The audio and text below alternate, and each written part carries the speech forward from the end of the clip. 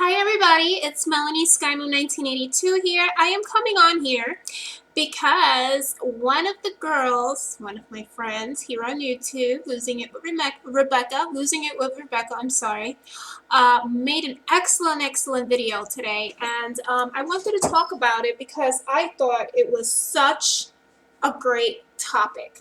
And I think I've been wanting to speak about this for a while, and I don't know why I actually haven't brushed on the subject. But her video today, she was making a series of videos of questions people asked her. And she's been, making little mini clips. So I guess one of the last ones was, if would you do the lap band all over again? So a small introduction, just like Rebecca did. If you're watching my videos for the first time, I am 29 years old. And I had the lap band done on January 6th of 2009. At that point, I weighed at 275 pounds, and I had decided to get the lap band. So I was in a size 20 jeans, and I was roughly about a 2X or 3X in shirts, and my BMI, I believe, was 44.5. I have been very successful with the lap band, and I lost all of my weight in 8 months. My total weight loss in 8 months was 115 pounds. I lost 115 pounds in 8 months, and I had reached my goal weight of 160. My goal weight was 160 pounds at the time in that 8 months. If you want to be exact, it was 7 months and 3 weeks out. So that's, and right now I'm about 3.5 years out post-op. Okay, so that's that. So the question is, would I choose the lap band all over again? So before I do that, I want to go ahead and tell you the cons of the lap band. Because I've always been real and I've always been straightforward. So before I even try to make the choice, or would I just do it all over again, or knowing what I know now, would I change my decision to have lap band if that would be even reasoning to. So with the lap band, I had to deal with a lot of compressed gas issues. Didn't know that back then, and I still deal with it 3.5 years out. I deal with that very so often. I would probably say about maybe anywhere between 2 to 3 days out of the week. The lap band also requires a lot of maintenance. What I mean by maintenance is that when you first get the lap band done, you either have no restriction, where they don't even put a fill on you. I got filled at my surgery. When they did my surgery, they filled me up at 3 cc's. So I was okay. 3 cc's for me was that it kept me a little bit full when I ate. I didn't have restriction yet because there was different types of things going on at different fill levels. When I was below 5 cc's, I would eat and I would stay satisfied longer. And then when I was above, I don't know, 5.4, 5.5 cc's in a 10 cc band, I have a 10 cc allergen lap band. So when I was above 5.4, 5.5, I actually had restriction, meaning if I ate something that I wasn't supposed to, or something of rough texture, like bread, I would have a soft stop, or I could just throw up my food, because those are things that you won't be able to get down at a certain point. So that's actually when you have restriction. Restriction for me is actually when you start to when you have a soft stop, you start to burp. I've heard all kinds of things. Soft stops are usually when you burp. That's number one for me. When you burp, or I've heard when you also hiccup. So those are soft stops, and that's when you know when to stop eating. And if you don't stop eating at that point, basically you're going to get yourself sick and you're going to end up in the bathroom throwing up the food you ate. So there's a lot of things that go into it. Again, I believe that Lapband is one of the hardest surgeries you can get. Yeah, I do believe it. I mean, given I was extremely successful, did it in 8 months, not a lot of people could do that, but I believe you have to be very driven. You have to have a lot of self-control, and you have to be very strict with yourself, and you have to have, I'm looking for the correct word, but it's just, you have to deal with a lot. If you don't have that strict attitude, saying no to food, and like putting food away, like if you know the foods that you can eat, just saying no. I mean, I don't really think that this surgery is for you.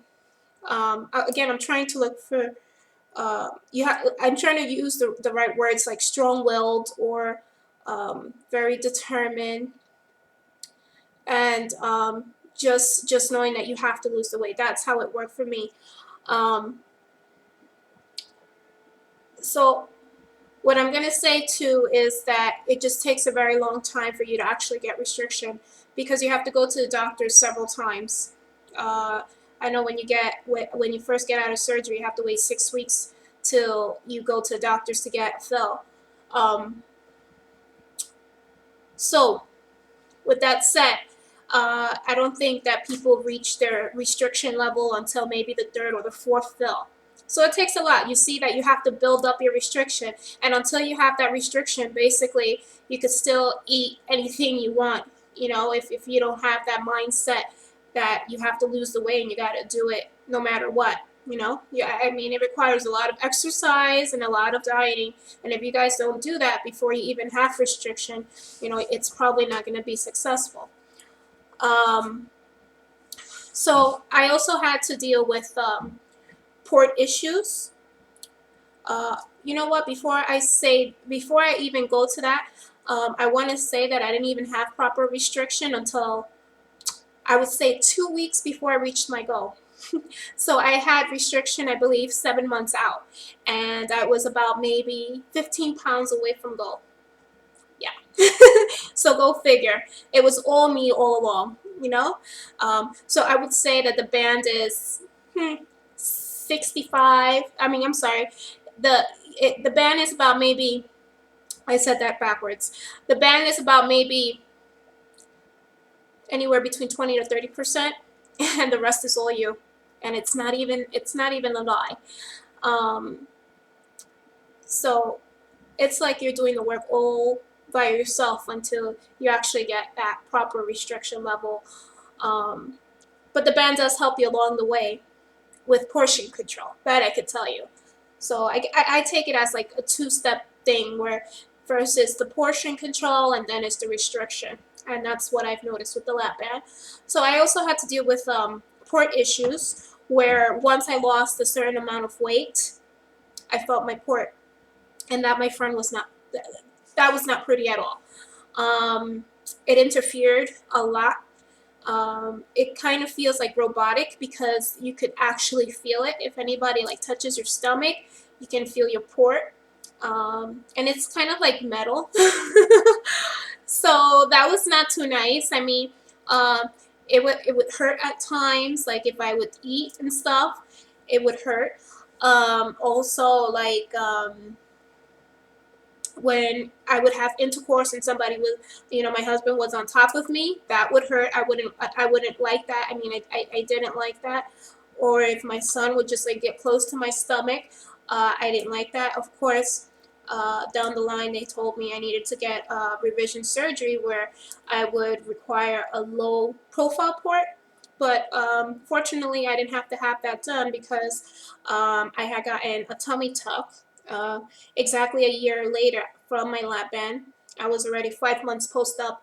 I'm sorry, I was already five months in maintenance, and exactly 5 months after reaching goal, I had decided to have plastic surgery. So I had done a tummy tuck, and they were able to move my port, and my port no longer bothers me. It's no longer in the way. It's in a good position. I can no longer feel, well, I could still feel it, but I mean, like, it doesn't bother me as it did. I mean, I don't feel it at all. But if I put my hand over my stomach, of course you can feel the port. And mostly anybody that has a lap band could tell you that. And sometimes it does stick out. Yeah, mine stuck out a lot. And anybody who loses a significant amount of weight, is the port is going to stick out, and you will be able to see it. So those are just some of the things that you have to like really look into, and those are some of the things that I wish I knew that I know now. I'm trying to think about other stuff. Yeah, I just think it's that. I mean, like, if you have a lot of self-control, and you're just like, if you could do it on your own for a couple of months, because it does require you to do it on your own for a couple of months, then you're gonna be good. You know, the lap band will work for you. Um, Now, what I do love about the lap band, I'll tell you this, is that at any given moment, you can have restriction, because you could go to the doctor and they could tighten up your band. It's that simple. Years on out, you will always have restriction, because you could go to doctors and just get a fill, and that's it. Unlike other surgeries where, and I'm talking about like with gastric bypass, or like maybe like the sleeve, or the dual switch, um, they could possibly like stretch their pouch and stuff like that, and they could probably be able to eat, you know, normally, like they once did before surgery. So that was always, you know, in my mind. Like, I didn't want to, I know that the lap band has a slower rate of losing weight.